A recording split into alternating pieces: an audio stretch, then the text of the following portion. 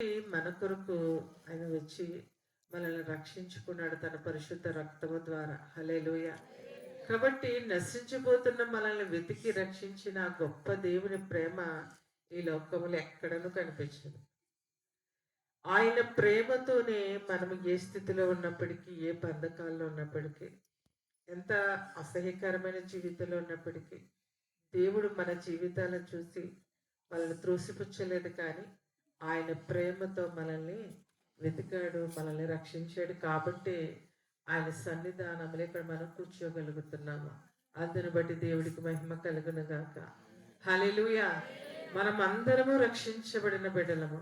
మనల్ని అందరినీ దేవుడు వెతికాడు. ఈ యొక్క శుభవర్తమానాన్ని దేవాది దేవుడు తన దూతుల ద్వారా గొర్రెల కాపరులతో చెప్తున్న మాట ఏంటో తెలుసా? ఇదిగో ప్రజలందరికీ కలగబోవు మహా సంతోషకరమైన శుభవర్తమానము. హల్లెలూయా. మనల్ని వెతకడము గొప్ప విషయము, దేవుడు మనల్ని రక్షించడం కూడా ఒక గొప్ప శుభవార్త అండి. మనమందరము కూడా రక్షించబడిన పరిశుద్ధ జనాంగముగా దేవుడు తన కృపతో మనల్ని మార్చాడు. ఆయన కృపతో మనల్ని నిలబెట్టాడు. కాబట్టి ఈ క్రిస్మస్ సమయంలో దేవుడు మనతో మాట్లాడుతున్న మాట ఏంటో తెలుసా? నేను మిమ్మల్ని వెతికాను, మిమ్మల్ని నేను రక్షించుకున్నాను. రక్షించుకున్న బిడ్డలుగా ఉన్న మనము ఏ విధంగా ఉండాలి అని అంటే, ఆయనకు ప్రియ బిడ్డలుగా మనం ఉండాలి.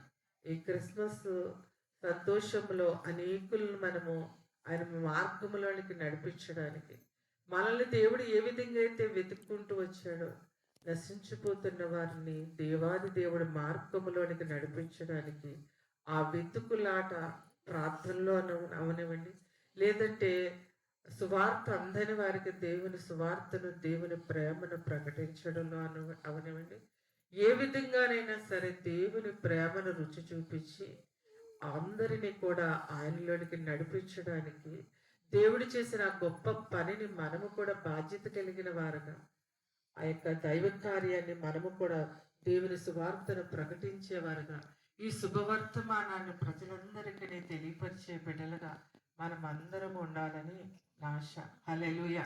గొర్రెల కాపురులు ఏ విధంగా అయితే సంతోషముతో శుభవర్తమానాన్ని తీసుకుంటూ ఆ ప్రజలందరికీ ఎంతో సంతోషంగా పంచిపెట్టారో దేవుని మాటలను, ఆ విధంగా మనము కూడా ఈ కడవరి కాలములో, యొక్క కృపాకాలములో ఆయన సువర్తమానమును ప్రకటించే బిడ్డలుగా మనం ఉండాలి. నశించిపోతున్న వారు ఎంతో మంది మన చుట్టూ ఉన్నారు. కాబట్టి దేవుని మాట ఏంటంటే, నశించిపోతున్న మనల్ని ఆయన ఏ విధంగా అయితే వెతికి రక్షించాడో, అలాగే ఎంతో మంది ఉన్నారు కదా మన చుట్టూ ఉన్నవారు, మన ఇంటి వారు ఉన్నారు. వారందరి కొరకు బాధ్యత కలిగిన వారుగా, భారము కలిగిన ప్రార్థించే బిడ్డలుగా, ఆ బాధ్యతను మనం కలిగి ఈ క్రిస్మస్లో ఒక బలమైన తీర్మానం తీసుకుంటూ, యేసయ్య నీ కొరకు నేను ఏం చేయలేకపోయాను, ఇప్పటి నుంచైనా నీ కోసం పనిచేసే నీ ప్రియబిడ్డగా నన్ను నిలబెట్టయ్యా, నీ ఆత్మతో నన్ను నింపునానా, నీ కోసం నేను పని చేయాలి, నీ కోసం నేను ప్రార్థించాలి. నువ్వు ఏ విధంగా అయితే నన్ను వెతుక్కున్నావు, రక్షించుకున్నావు, అలాగే నేను వెతకని వారు ఎంతో మంది ఉన్నారయ్యా. నన్ను నువ్వు నిలబెట్టుకో ప్రభు అని మనం ఆయన పక్షంగా నిలబడి మనము ప్రార్థించినప్పుడు ప్రతి బిడ్డను ఆయన నిలబెట్టుకుంటాడు. ప్రతి బిడ్డను ఆయన వాడుకోవడానికి ఇష్టపడుతున్నాడు. కాబట్టి ఆయన కొరకు పనిచేసేవారుగా ఈ క్రిస్మస్ సమయంలో మనము ఆయనకి ఇచ్చే కానుకేంటో తెలుసా?